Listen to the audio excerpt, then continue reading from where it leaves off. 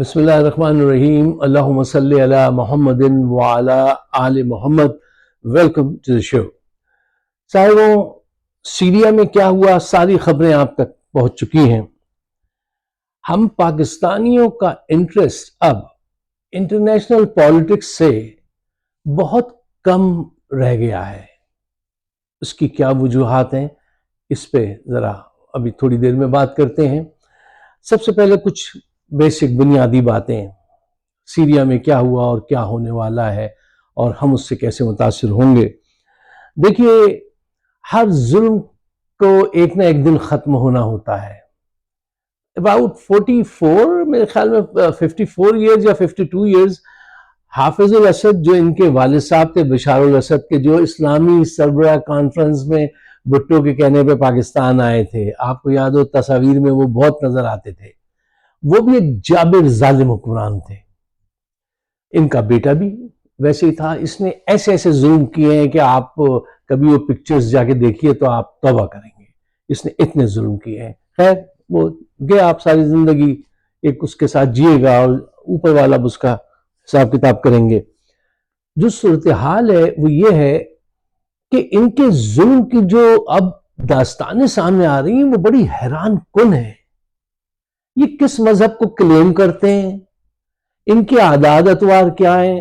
ایک پائلٹ نے آزاد ہونے کے بعد جیل کے جب دروازے کھلے تو قیدی حیران رہ گئے کہ دروازے کیسے کھل گئے، ہمیں آزاد کیوں کیا جا رہا ہے. اس میں بڑا دلچسپ قصہ ہے ایک پائلٹ کا. وہ ایک پائلٹ تھا جس کو حافظ الاسد نے کہا کہ تم فلاں شہر پہ جا کر بمباری کرو، اتنے لوگوں کو مار دو. اس نے انکار کر دیا تھا. اس نے کہا تھا نہیں، میں ایسا ظلم نہیں کر سکتا، میں ناحق خون کیوں بہاؤں. تو حافظ الاسد نے کہا اس کو لے جا کے زندہ میں ڈال دو، جیل میں بند کرو.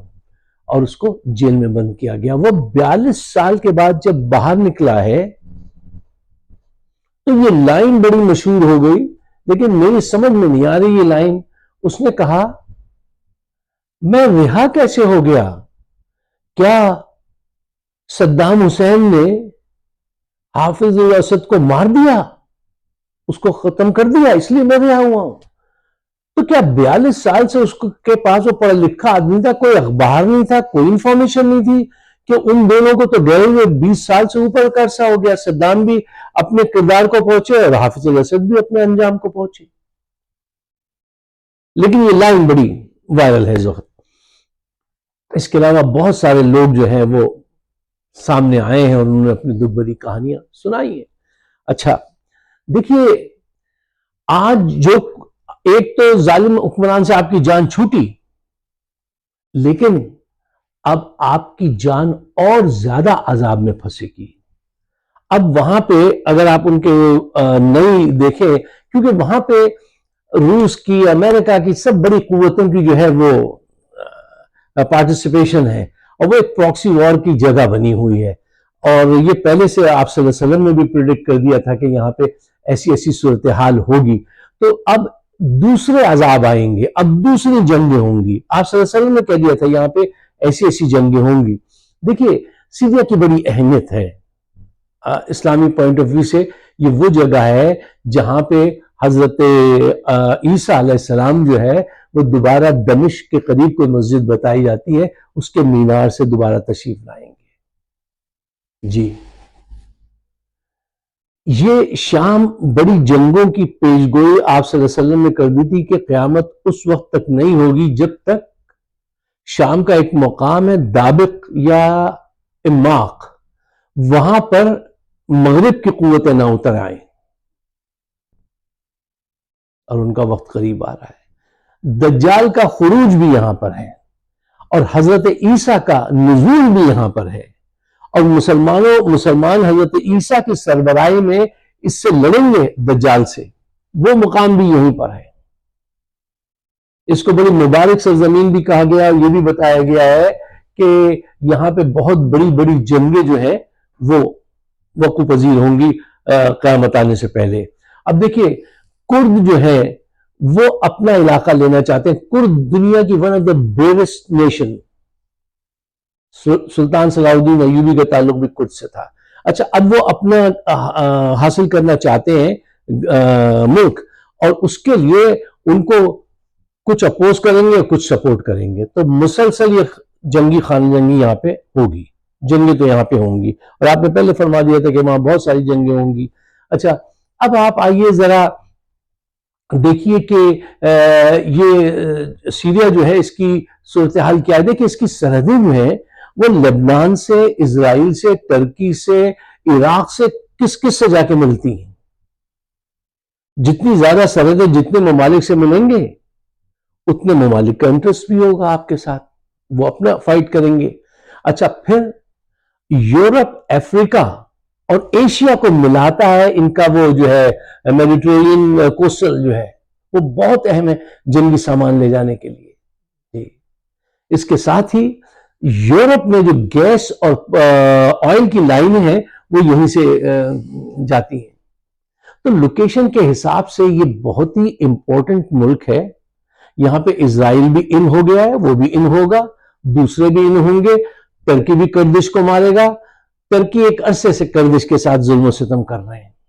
ٹھیک ہے، یہ ساری اب یہ لمبی لمبی باتیں ہیں تو یہ 10 منٹ میں 20 منٹ میں تو یہ ہمیں نہیں کرنی چاہیے، لیکن جو بیسک انفارمیشن ہے وہ بس آپ اپنے ذہن میں رکھیں کہ یہ اسٹریٹجیکلی بہت ہی امپورٹنٹ ہے، مذہبی لحاظ سے بھی یہ بہت اہم ہے اور یہاں پہ بہت کچھ ہونے والا ہے. وہی کچھ ہو رہا ہے جو آپ صلی اللہ علیہ وسلم نے احادیث میں ذکر ملتا ہے ہوں بہو. جب میں ان کو ٹریس کرتا ہوں تو حیران رہ جاتا ہوں کہ ایک سیکوینس کے ساتھ وہ چیزیں ایسے ایسے ہوتی آ رہی ہیں. کچھ ہو چکی ہیں، کچھ آنے والے وقت میں پوری ہو جائیں گی. دیکھیے کہتے ہیں نا نالج از کنگ. نالج حاصل کیجئے تو پھر بہت ساری چیزوں کا پتہ چلتا ہے. اچھا صاحب، میں ایک بات آپ سے کہتا ہوں کہ جو شروع میں نے آپ سے کہی تھی کہ پاکستانیوں نے اب انٹرنیشنل پالیٹکس کی طرف سے اپنا رخ بہت ہی کم کر لیا، نہ ہونے کے برابر کر لیا ہے. اور آج سیریا میں اتنی بڑی مطلب بات ہوئی ہے تو ٹھیک ہے ذکر ہوا ہمارے ہاں بھی، لیکن اب وہ انٹرسٹ نہیں رہا. اس کی وجہ کیا ہے؟ عوام جو ہے وہ غربت میں، کرپشن میں، عدلیہ کی ناانصافی، ان تمام چیزوں میں ایسی جکڑی گئی ہے. اور جو اوپر کی لیڈرشپ تھی اس نے پاکستان کے نظریہ پاکستان پہ قتل کی وارداتیں شروع کر دی ہیں. اس سے لوگ متنفر ہونے لگے ہیں. آج سے پہلے 10 سال پہلے اگر کوئی مجھ سے پاکستان کے خلاف بات کرتا اور یہ کہتا تھا کہ یہ غلط ملک بن گیا تو میں ناراض ہو کے باقاعدہ اس سے جی کہ یہ کیا بکواس ہے، یہ کیسی بات ہے. آج اگر کوئی میرے سامنے دلیل دے تو میں خاموشی سے سنتا ہوں. ہاں یہ سب کچھ ہوا ہے، ایسا ہوا ہے. اب میرے اندر سننے کی تاب پیدا ہو گئی کہ نہیں، بات سننی چاہیے. اچھا مجھے امید پھر پاکستان سے بنتی ہے. مجھے پھر اقبال کے ترانے مجھے جگاتے ہیں. ہمارا مسئلہ یہ ہے بیبی بومرز کا، یہ جس ایج کا میں ہوں، کہ ہمارے اندر تو جذبہ اسلام اور پاکستانیت ایسے بھر دی تھی پیرنٹس نے کہ وہ اورنج کو آپ اوپر سے کاٹیں یا نیچے سے کاٹیں نکلے گا اورنج جوس ہی. خراب ترین حالات ہوں یا اچھے حالات ہوں امید پاکستان بنتی ہے، کیونکہ یار پاکستان میں یہ ایبلٹی ہے. ہاں لوگوں نے گنوا دی ہے، یہ دوسری بات ہے، اس سے چھیننی ہے، واپس لانی ہے. دیکھیے فیڈرل کاسٹرو جیسے ریولوشنری آدمی نے 1976 میں وہ نان الائنمنٹ موومنٹ کی میٹنگ میں کہا تھا کہ یہ پاکستان ایک اچھا کنٹری بن کے سامنے آیا ہے کہ اس نے بھی اس کو جوائن کیا ہے. اس سے کیا اتنے دور کا وہ، لیکن اس نے ریکگنائز کیا. چائنا کے ماؤ جو تھے وہ بہت امپریس تھے. وہ کہتے تھے کہ پاکستان دنیا کے امن کے لیے جو تعاون کر رہا ہے، جو دوستی بڑھا رہا ہے، اس میں ہم پاکستان کو بڑی قدر کی نگاہ سے دیکھتے ہیں. آپ کو یاد ہے یہ کوئی بھولنے والی بات نہیں ہے، کوئی فکشن کہانی نہیں ہے. امریکہ اور چائنا کے تعلقات قائم کرانے میں پاکستان کا ہاتھ تھا جی. اور آج وہ چائنا آپ کو ایک ناقابل اعتبار پارٹنر، ایک ناقابل اعتبار انسان کیسے جانتا ہے کہ یار یہ کیا لوگ کیا ہیں یہ. اس کے انجینئرز آپ روز قتل کرتے ہیں اور معاہدہ بھی کرتے ہیں. کیا ضرورت تھی معاہدہ کرنے کی؟ اگر پہلے سوچا ہوتا کہ بھئی ہمارے ان سے کیا کچھ ملتا ہے کیا کچھ نہیں ملتا, ہمیں کیا ضرورت ہے ان کے ساتھ اتنا ڈیپ ریلیشن شپ رکھنے کی. یہ سب قیادت کی غلطیاں ہیں. اچھا, ہنری کسنجر نے ایک دفعہ کہا تھا کہ پاکستان کی جو اہمیت ہے اور جو پاکستان کی لیڈرشپ ہے یہ پوری دنیا میں امن قائم کرنے کے لیے بڑا اہم ملک ہے, اس کو ہمیشہ نگاہ میں رکھو. جی ایف کے ہمارے جان ایف کینیڈی صاحب نے ایک دفعہ کہا تھا, یہ ایوب خان کے دور کی بات ہے غالباً جی, انہوں نے کہا تھا کہ ہمیں ساؤتھ ایشیا میں ایک بہت اچھا پارٹنر مل گیا, ٹرسٹ وردی پارٹنر مل گیا. اب آج اس ٹرسٹ وردی کے پارٹنر کی پتہ ہے کیا بات ہے؟ آئی ایم ایف کے آفس ہو یا سینٹ کے لوگوں یا تھنک ٹینک کے لوگوں, وہ ہنستے ہیں اور کہتے ہیں ڈونٹ ٹرسٹ دیم. یہ ڈبل گیم کھیلنے والے لوگ ہیں جن کے لیے جی ایف کینیڈی کہہ گئے تھے بڑے ٹرسٹ وردی, ان کے متعلق ہر ڈپارٹمنٹ میں یہاں کے وہ کہتے ہیں جیسے ہی پاکستان کا آواز کہتے ہیں بی کیئرفل, یہ ڈبل گیم والے لوگ ہیں. اور پھر مشرف کا بھی نام لیتے ہیں. اچھا, ابھی ایک لمبی کہانی اگر وہ میں آپ کو سنانے بیٹھ جاؤں تو بڑا ٹائم لگ جائے گا. دیکھیے او آئی سی جو ہے اسلامک وہ جو آرگنائزیشن ہے, اس کو بنوانے میں بھی پاکستان کا اہم کردار تھا, اور آج وہ او آئی سی آپ کو پوچھتی بھی نہیں ہے, آپ کی کوئی قرارداد منظور نہیں کرتی, بلکہ وہ ایم بی ایس جو ہے وہ کہتا ہے یار تم کشمیر کا مسئلہ کیوں لے کر آتے ہو بار بار او آئی سی میں, ہمارے انڈیا سے تعلقات خراب ہوتے ہیں, کشمیر کو تم بھول جاؤ. یہ لیڈرشپ کا فیلئر ہے. او آئی سی بنانے میں آپ کا کردار ہے. شاہ فیصل مرحوم, اس کے بعد شاہ فات کتنے لوگ کہتے رہے اسلام کا قلعہ ہے, اسلام کا قلعہ ہے. یہ قلعہ ہے.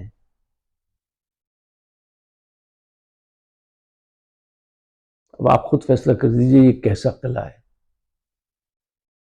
آج پاکستان کی اس لیڈرشپ نے, کرپٹ لیڈرشپ نے, کرپٹ جرنیلوں نے, ہمیں سے اقتدار کے مارے جرنیلوں نے 10 سال تین نے تو وہ لگا دیے تھے, اب یہ بھی 10 سال کے موڈ میں آئے ہیں کہ میں بھی 10 سال گزار دوں. اور کرپٹ نون اور پی پی پی انہوں نے مل کے اتنا لوٹا کہ ایک عام آدمی کا اعتبار نظریہ پاکستان سے وہ کر دیا کہ نہیں بھائی یہاں تو کھاندہ ہے تو لاندہ بھی ہے. وہ سوچ پیدا کر دی. ذرا الفاظ ملاحظہ کیجئے. کرپشن کو قابل قبول بنا دیا نواز شریف نے, اور آج کی قیادت ان کو لے کر حکومت بناتی ہے اور کہتی ہے یہ حکومت کریں گے. کیا پاکستان ایسے لیڈ کر سکتا ہے مسلم امہ کو؟ دیکھیے, ہم نے اپنے اچھے لیڈرز جو ہیں جو انٹرنیشنل سطح کے لیڈر تھے, پاکستان میں لیاقت علی خان ایک انٹرنیشنل لیول کے آدمی تھے. قائد اعظم کا لیاقت علی خان بین الاقوامی سیاست کو سمجھنے کے مدبر آدمی تھے. وہ ایک دفعہ کوریا کہاں کس وار میں امریکن ایمبیسی نے ان سے کہا تھا کہ تم اپنی فوجیں بھیجو, تو کہنے لگے کہ ایٹ واٹ کاسٹ, کس لیے, کس قیمت پہ بھیجیں, تم پہلے کشمیر کے مسئلے میں ہمارا وہ حل کراؤ. یہ اور تو وہ حیران رہ گیا تھا کہ یہ ابھی آزاد ہوئے اور اتنی اس سے انہوں نے بات کی ہے, اور بہت ہی فارم اور بہت ہی پوری دنیا کے نقشے پہ نظر رکھنے والے آدمی تھے وہ. اس کے بعد اگر ہمیں کوئی لیڈر ملا تھا تو وہ ذوالفقار علی بھٹو ملا تھا. اس کو انہوں نے مار دیا جرنیلوں نے. اسلامی سربراہی کانفرنس کس نے کروائی تھی, ان سے پوچھئے. ہم نے دیکھی تھی, آپ نے بھی دیکھی ہوگی جو میری عمر کے ہیں. پوری دنیا کے مسلمانوں کو ایک جگہ جمع کرنا, اسلامک بینک کا کانسیپٹ دینا, عرب سے کہنا یہ بہت بڑا ہتھیار ہے تمہارے پاس آئل, اس کا استعمال صحیح کرو. پاکستان کے لیے ایٹم بم بنانے والا, اس سے کسنجر نے کہا تھا کہ we'll make you a horrible example. تو اس نے کہا تھا نہیں یہ تو قوم سے وعدہ ہے, یہ تو قوم کا کام ہے, کرنا ہے. اس کو ٹانگا ہے انہوں نے, جنرل اس کو ٹانگا ہے, اور جب ان کی لاش ٹنگ رہی تھی تو ان کی شلوار کھول کے برہنہ کر کے ان کے ٹیسٹیکل کے فوٹوگرافز لیے. اتنی بے ادبی کی گئی محسنوں کے ساتھ. ان کی کچھ غلط باتیں بھی تھیں, میں مانتا ہوں, بالکل تھیں, ہم نے اس کو خود بہت کنڈیم کیا, لیکن کچھ اچھائیاں بھی تو تھیں.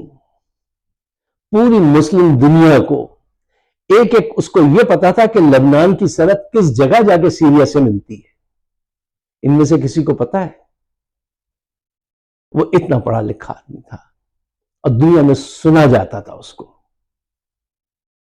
اس کے ساتھ کیا کیا؟ ایٹم بم ابتدا کرنے والے بھٹو اور ان کا ساتھ دینے والا سائنٹسٹ ڈاکٹر قدیر خان، کتنا بے عزت کیا اس کو. اس سے ٹی وی پہ لا کے معافی منگوائی گئی، جو ان کا قصور نہیں تھا. جن جرنیلوں نے پیسے بنائے انہوں نے خوب پیسے بنائے، معافی ان سے منگوائی گئی اور ساری زندگی پھر ان کو تنگ کیا گیا،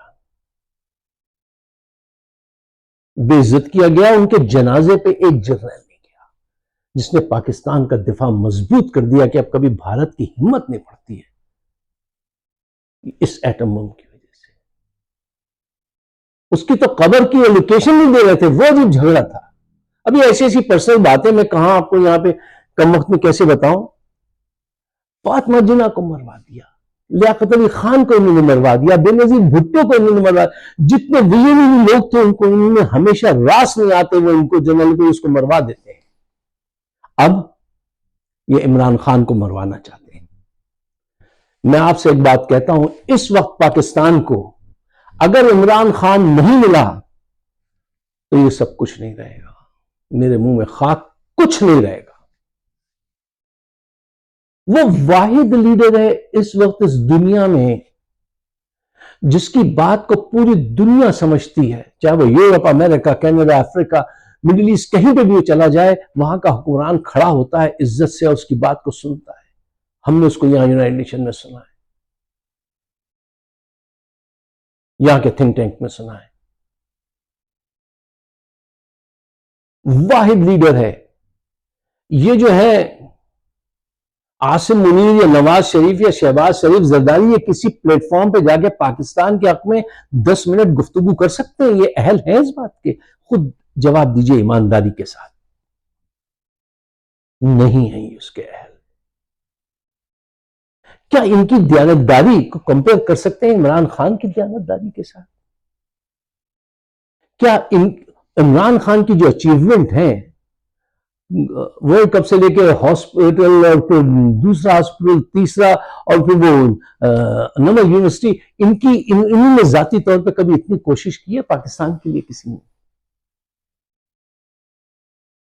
پاکستان کی قوم نے کبھی کسی کو ایسا چاہا ہے جیسا آج وہ عمران خان کو چاہتے ہیں؟